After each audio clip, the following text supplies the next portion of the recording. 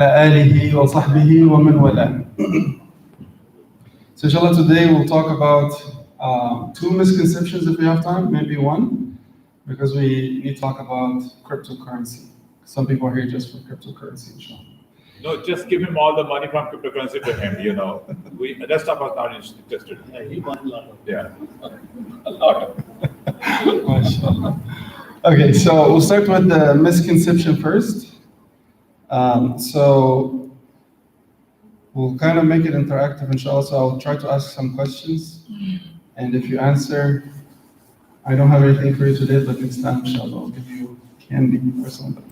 So the first question is, can Allah, this is a question that a lot of atheists ask, can God or can Allah create a rock that is too heavy that He Himself cannot carry it, right?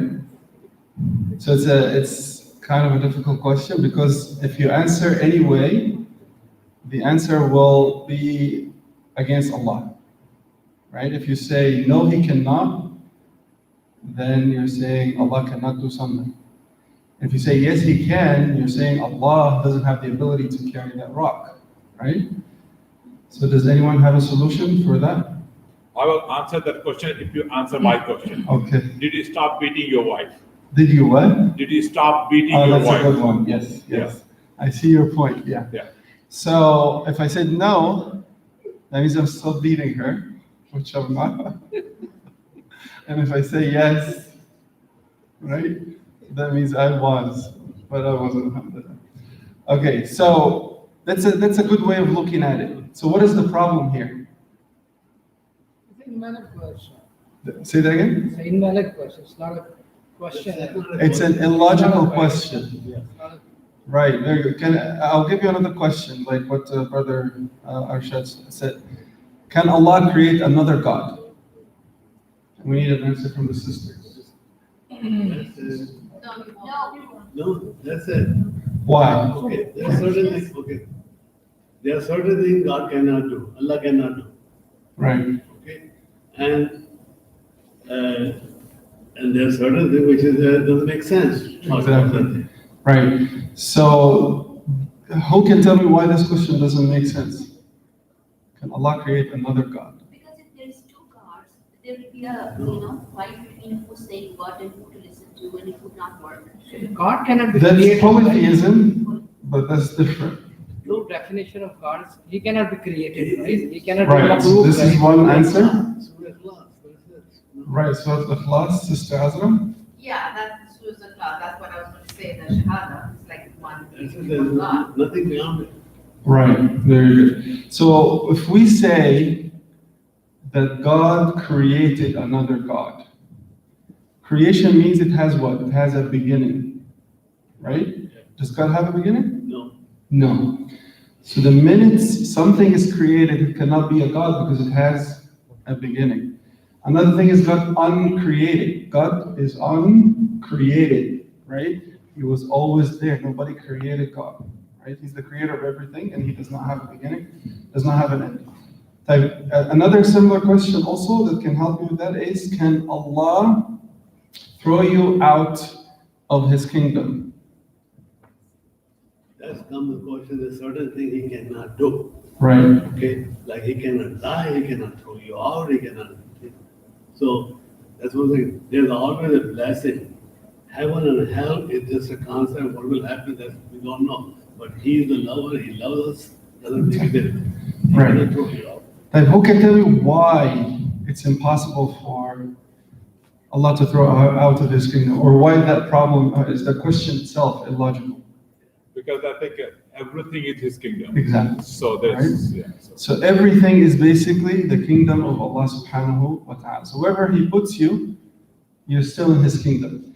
So these questions that the atheists pose to us, they actually show us something about Allah, right? That Allah is so great. So if you think about the question about being thrown out of the kingdom of Allah, anywhere He throws you, you're still in the kingdom of Allah, because everywhere is the kingdom of Allah. So actually, when they ask that question, they don't know that they are indirectly showing the greatness of Allah subhanahu wa ta'ala, right? Same thing with the other questions that we, and another, like if you think about it, you find that this actually makes Allah subhanahu wa ta'ala, shows us how Allah subhanahu wa ta'ala is so perfect, is so great, and that there is nothing like Allah subhanahu wa ta'ala. So this was the first misconception. Now we'll talk about cryptocurrency, and then if we have time, we'll go to the second misconception, inshallah. So cryptocurrency. Who can tell me? So, question. Yes. So that misconception is resolved. Atheists are no longer asking. any They question. cannot ask that question because it's a logical question. So basically, the questions are illogical. It's not about Exactly. answering those questions. It's about but there is no purpose of those questions. They are invalid questions. Right. So they thought when they made the question that they were being smart, that they got us, that we have no way out.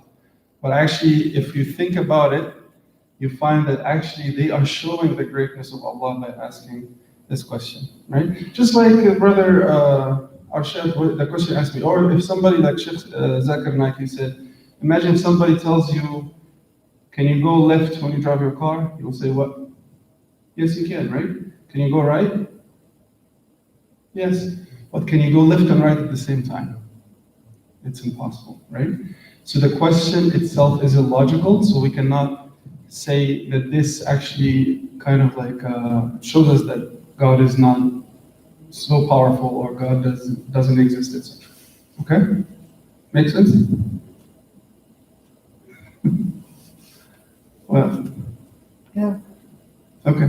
If you have any other ideas or something about it, just ask, inshallah. Okay. Any questions before we move on about the rock? Okay, so I need you to remember these questions and their answers because we're going to have a family competition every month, inshallah. And they'll ask those questions that we're learning about, and there will be a surprise, a prize, inshallah, for the winning them. Okay, but you don't need to remember all the details about the cryptocurrency because we have some kids and you guys don't care about that. Okay, so cryptocurrency. So why is cryptocurrency considered by some scholars and as haram and some scholars consider it halal, right? And which one should we follow? This is a big question that has been going on for a long time.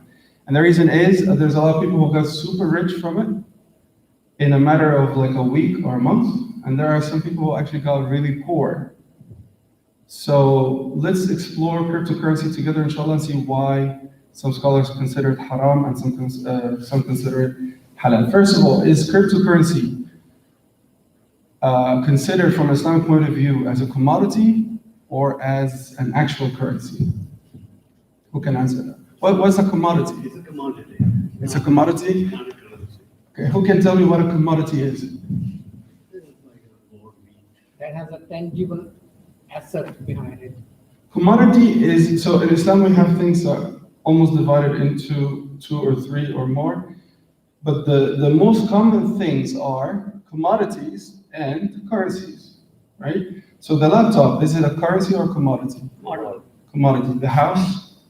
Commodity. My watch? My phone? Anything which Food? can be bought. Exactly, Commodity. right? But the thing used to buy with is the currency. So gold and silver, commodity or currency? Commodity. Now they are kind of a commodity, but in the past they used to be what? No. Currency, right? You value it in form of this. So the currency came out, the government issued the currency that okay, it can be used instead of silver and gold. So this is Exactly. And they actually, yes, very good. So they used to have a cover for the paper money from gold and silver, right? So the dollar, after I think World War II, the dollar used to be supported or covered by gold. So for each $1 you had an amount of gold saved in the reserve so that you can exchange it for that gold anytime you want, right? But nowadays, this is not the case. It's more like oil and who has authority, who is more powerful than the other, and whose currency is more used than others, right? And according to the news, China is trying to become, to make its currency the new dollar through the the digital currency. They made actually a digital currency for themselves. طيب, so the scholars have different opinion. They say, some of them say it does not actually fit into the currency, and it does not fit into the commodity, right? It's not a commodity because you cannot do anything with it. My laptop, I use it to study, to watch things, etc. My watch to tell me the time, my car to take me from one place. But you cannot do anything with these, numbers and stuff. And those who say it's not a currency, they are saying because for the currency, you have to have two conditions. You have to have trust and common or widespread acceptability. What do we mean by trust? Like you trust United States government, that's why the dollar. Exactly, right? Very self-explanatory. The government protects the dollar and guarantees your right. If you have $1,000, yes, we guarantee your right. You can buy anything you want with them, etc.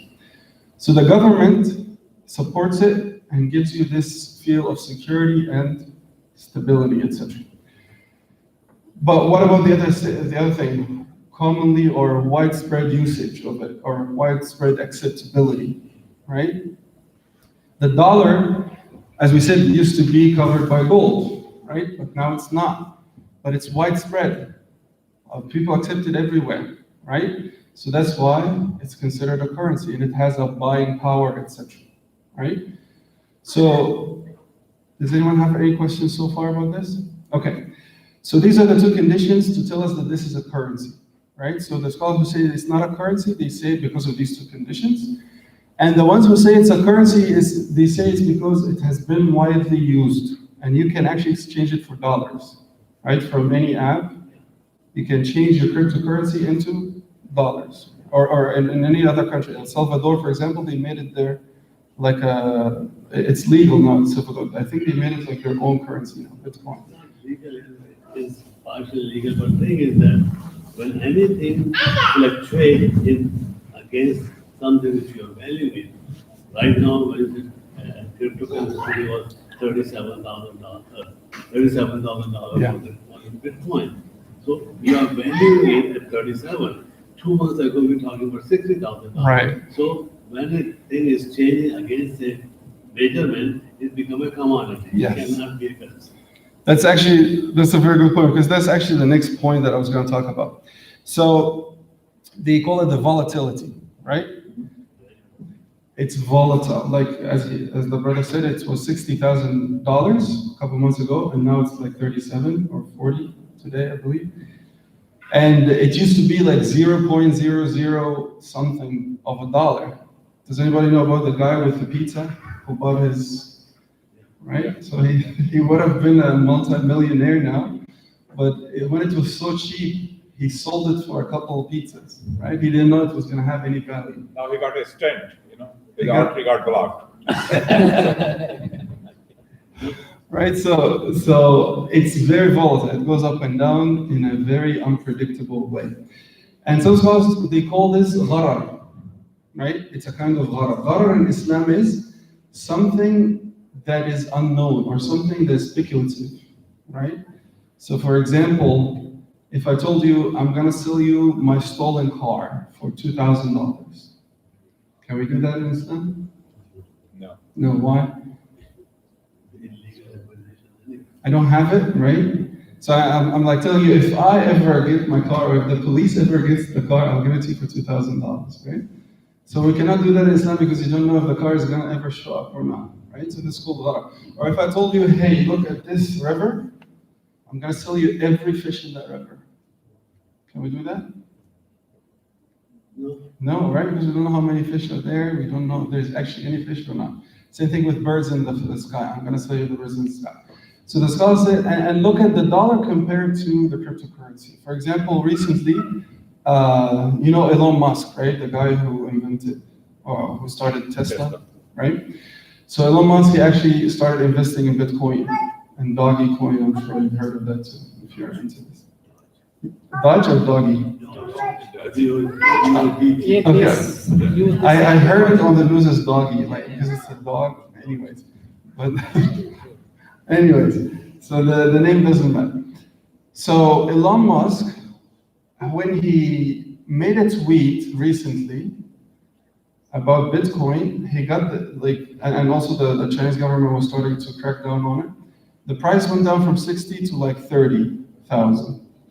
Can he do that with a dollar? No. If he put 1 million tweets on Twitter, it's not going to affect the dollar at all, right? So this is why the scholars, they call it, or they say there is gharar in it, which means risk, very high risk. It's volatile and it's speculative, and you don't know what's going to happen. You might lose all of your money.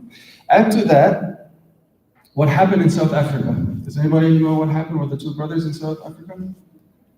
They call it the greatest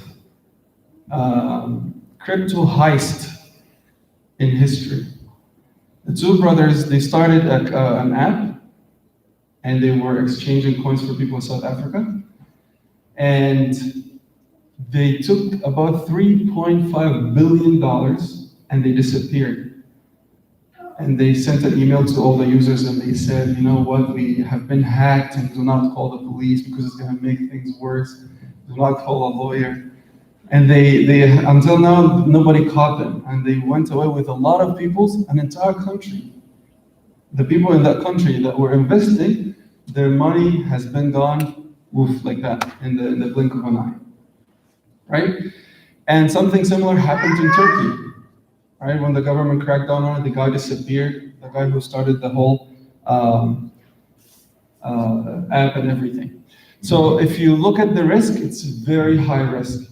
Also think about what would happen to because here the American government allows it, right?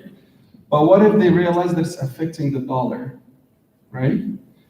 And actually, I just read in the news recently that they were suggesting banning all of cryptocurrencies and making a digital dollar, and that's it. Nobody can use anything else except the digital dollars. Especially if they know that China might become the leading, China's currency might become the leading currency because of the digital currency that China started, right?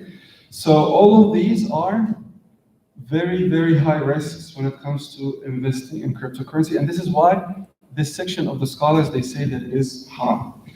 Like the other section, here in America, we have the two most respected entities, basically AMJA and the Fiqh Council of North America with Sheikh Yasir Qadi.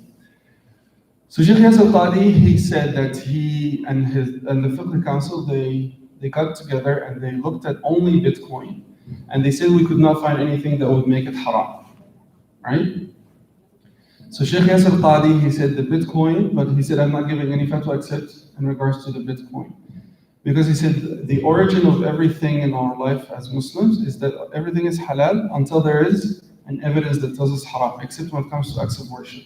So acts of worship are all haram, except if we have evidence for something that tells us it's halal. And AMJA, also, they said that it's too early to say that it is haram. However, it's very, very highly speculative and risky. So if you are going to invest in it, be very careful. And the same thing, Sheikh Yasir Qadi said the same thing. If you're going to invest in it, put some money that you will not be sad or mad if you lost all of it, right?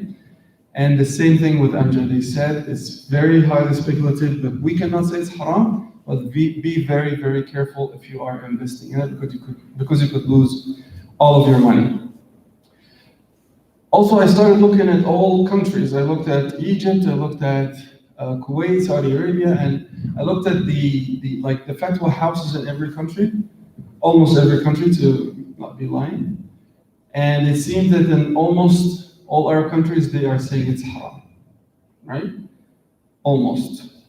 However, they are basing their fatwa on what's going on in their country. So a Kuwaiti scholar, very respected, he said, in this time and age, you should follow the scholars and the government of your own country, right? So in our case in America, we have, however, I'm not going to give my opinion because I don't want to get mad if they lose all their money, okay? So I'm just telling you what the scholars are saying. I'm not going to tell you what to do or who to follow. Just be careful. So we have in America, Sheikh Yasir Qadi and the Fiqh Council, and we have AMJA, both saying that we cannot say it's haram right now, but they are all warning of getting involved into it. And as I said, the rest of the Muslim country, it seems like almost the rest of the Muslim countries are saying that it is haram in its shape and form right now. However, one scholar, Al-Quradahi, he's from the same hayya or the same scholarship as Sheikh Yusuf al-Qaradawi, who's very, very respected. He said, even though it seems it's haram right now, but it seems like it's going to be the future currency. So people in the future might not be using the paper currencies anymore. They might be using the digital currencies. And he even said that the gharar in it, the volatility. Is it time to go? She's bored. The volatility in it is not as high in its haramness as riba, for example, right?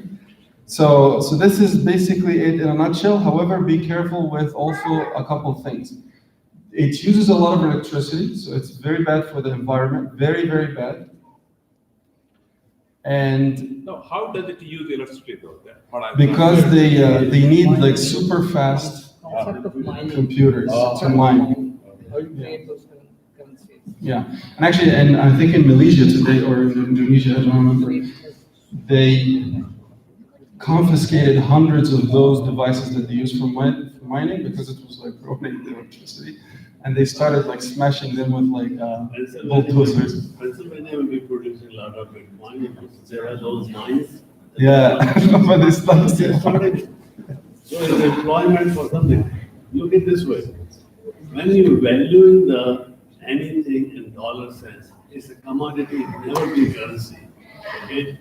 The currency which is used like in USA the dollar.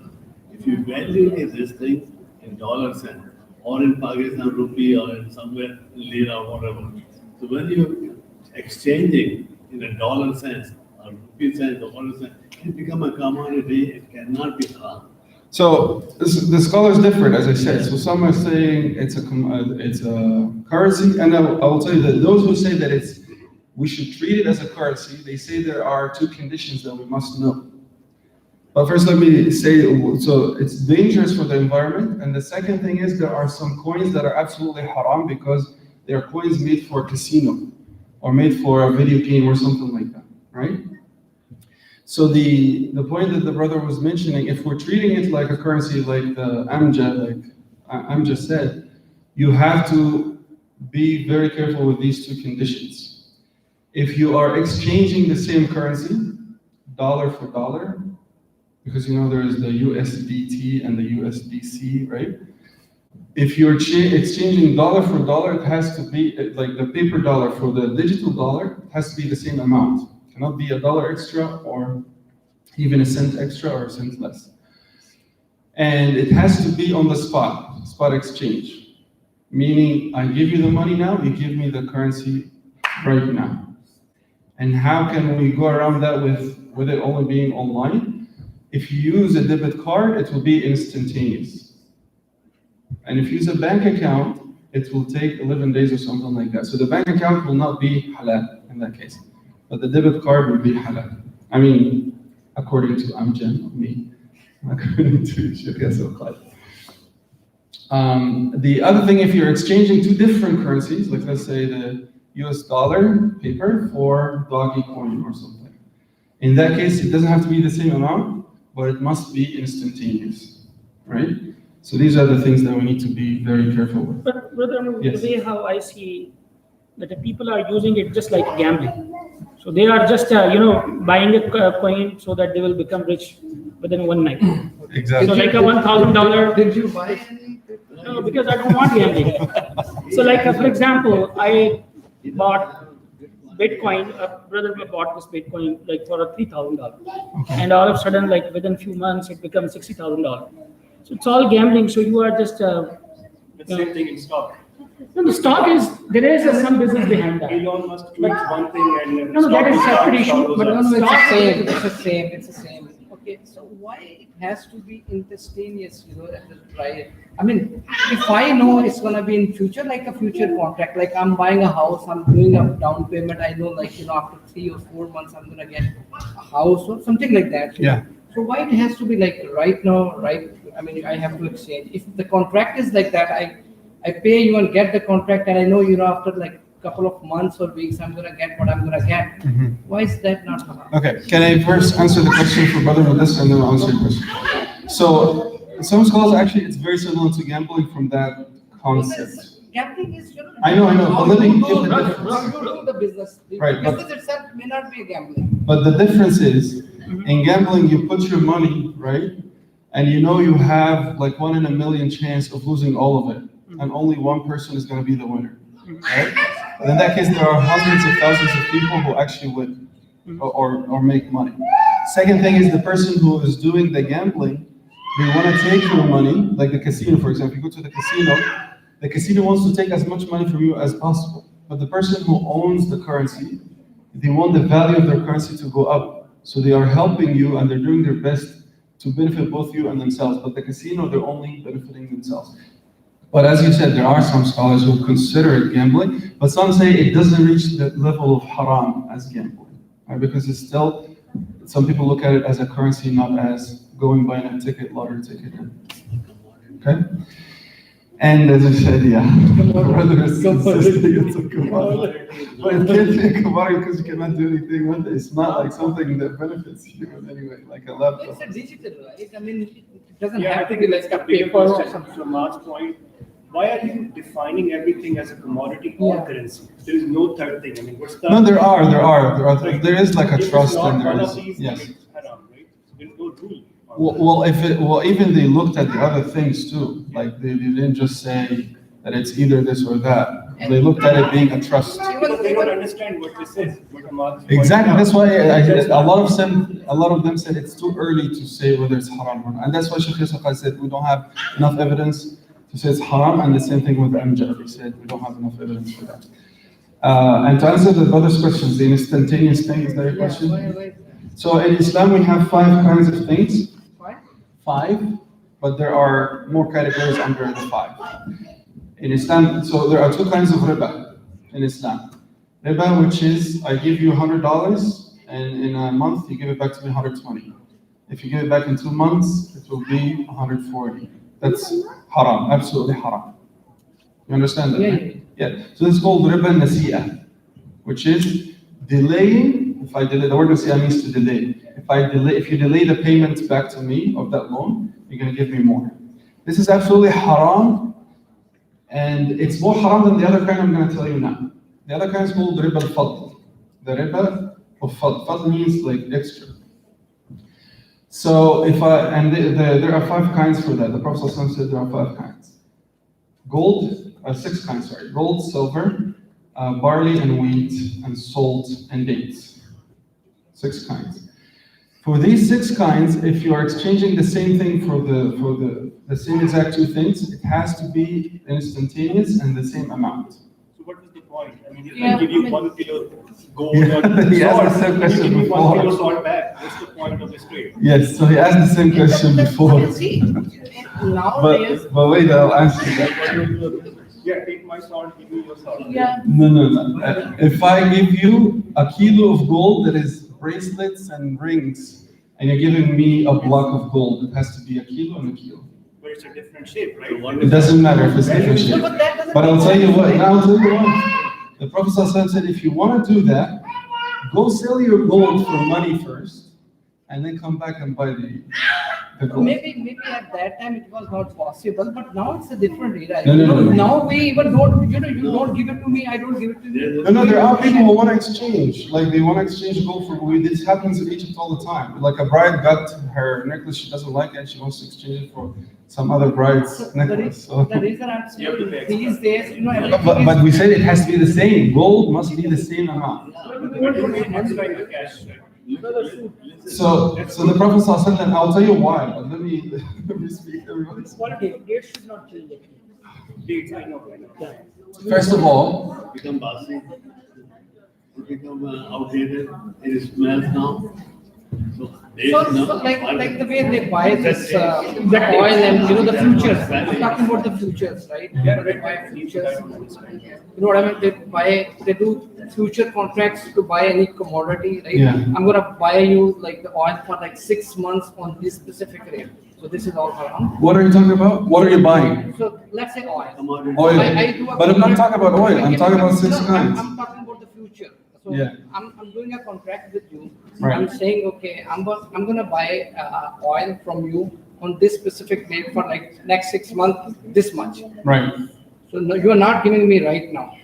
You're gonna give me like maybe every Yes, week, every yes. week. That's halal. So how come it's not in? But in these cases, in these 6 things that the Prophet ﷺ mentioned, there are 2 of them that it must have the 2 conditions, the gold and silver. The 2 conditions must be fulfilled, instantaneous and same amount. If you don't want to give the same amount, go sell your gold, take the money and go buy the other gold. Why? Because first of all, a great scholar named Ad-Diddu, he said that this is because people might get rid of the paper money or of the currency completely, right? And in Islam, if you got rid of the currency, what does it become? It becomes a commodity. Now people are going to say, hey, I don't have to give zakah for my gold because it's a commodity. And that's why the scholars are fighting over whether it's a commodity or a currency, right? Scholars are Because fighting and if they everybody considered it is- commodity, you don't have to pay zakah for it. It is commodity. But if it is a currency, you have to pay zakah for it. So the scholars who say you will deal with it as a currency, you have to give zakah for it after a year. Zakah is on the wealth. Yeah, it's It is a wealth. It is a wealth. Commodity is a wealth It is also. wealth. No, commodity, we don't pay zakah for commodity. We don't pay zakah for your car, you don't pay zakah for your house, you don't pay zakah for your laptop. If you have like more than one houses for investment, you pay Let's see what zakah. Google has to say. If you are investing, that's different. I don't do You have a house. Investment, I'm a bigger scholar. investment, if you buy a house and you live in it, you don't have to pay zakah for it. Everybody's doing it. Yeah. Okay, so let's stop here and pray Maghrib because we're actually after Maghrib time, and then we can continue the discussion while we're eating, inshallah. Can I ask you one Yes. question? Not from this discussion. From your last halaqa,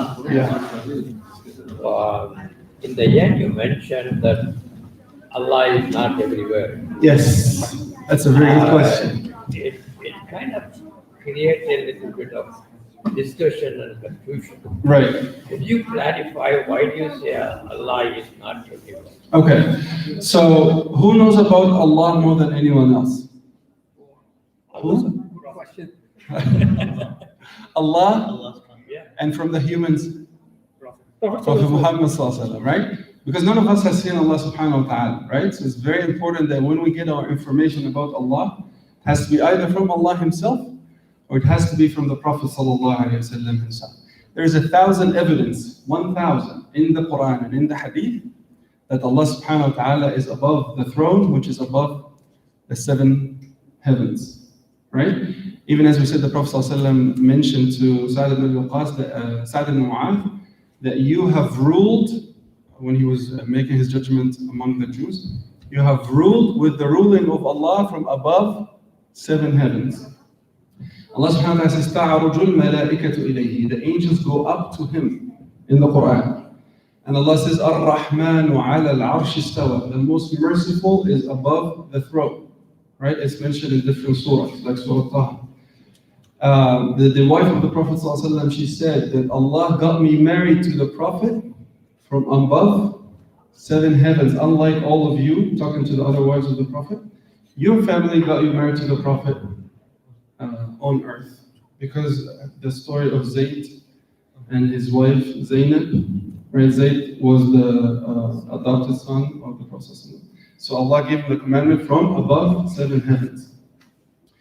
And the Prophet ﷺ saw the slave girl.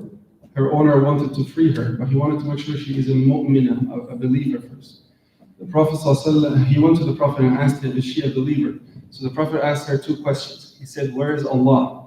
She pointed and she said, above the skies. And the Prophet ﷺ said, who am I? She said, you are the messenger of Allah. So he said to her owner, free her because she is a true believer. Right? So she's a true believer after she said Allah is above and the hadith is mentioned Sahih Muslim, which is the second most authentic book. Right? So now the people, why can't we say Allah is everywhere? And actually, the majority of the Sunni scholars would say that person is a non-Muslim who says that Allah is everywhere. Why? Why is it so bad that it makes you a disbeliever that if you say Allah is everywhere? And unfortunately, a lot There of are so people. many places where we even don't want to go there. Exactly, There right? are, you know, So dirty places. exactly, dirty place. If you say Allah is everywhere, that means Allah is in dirty places. Allah is in the bathroom. Allah is in the pig, the khinzir, right? Which is absolutely haram, right? It's like lying about Allah subhanahu wa ta'ala. Besides, there is no evidence that says Allah is everywhere. Yeah. Allah is the one that created all of us, the Right. human beings. Yes. Allah is the one that created us to eat, to have the system Mm-hmm. through which that we can go to the bathroom. Yeah. Okay? So when you say bathroom is a dirty place, Yeah. because of that Allah is not going to be there. Uh-huh. Can we conclude from that we can do anything that we want to in the bathroom? Go and do the. No. Allah can. And then Allah is not there? Allah has knowledge. Power and knowledge. Allah has knowledge. He knows everything you're doing. You know, some angels don't go to the bathroom, right? Some angels don't go to the bathroom because it's a filthy place. Some angels even don't. The Prophet ﷺ, when one of his companions gave him onions, did he eat it? No, right? The companion asked him, is it haram? The Prophet ﷺ said, no. But I talk to those that you don't talk to, meaning the angels, right? So the angels, and Allah subhanahu wa ta'ala is above, more exalted than the angels, right? So if the angels wouldn't go to these dirty places because they are angels, we cannot say that Allah would be inside any of these. But Allah still knows everything. There is nothing, and Allah's attributes are completely different than ours. For example, I cannot see a person behind that wall, right?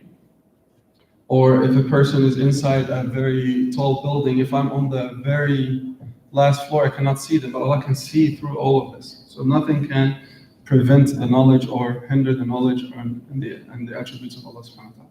So Allah can still see everything and knows everything, but we cannot say that He's inside everything. Because actually there was a person who started this idea, and he started saying, since Allah is everywhere, if you see somebody worshipping an idol, that person used to be a Muslim, right? But the scholar said he's a disbeliever because he said that. He said, since Allah is everywhere, then if somebody's worshipping an idol, you shouldn't be mad at them because Allah is inside the idol, right? Or we don't believe that. The Sunnis do not believe that Allah is everywhere. And the majority of the Sunni scholars, they consider it, and even Imam Abu Hanifa himself said that. Imam Abu Hanifa, Imam al-Shafi'i, Imam Malik, and Imam Ahmad ibn Hanbal, all of them agreed that Allah subhanahu wa ta'ala is above His throne, as the Quran clearly states. You don't even need any Imam to tell you that. It's clearly stated in the Quran, and it's clearly stated in the Hadith. Okay? All right, let's...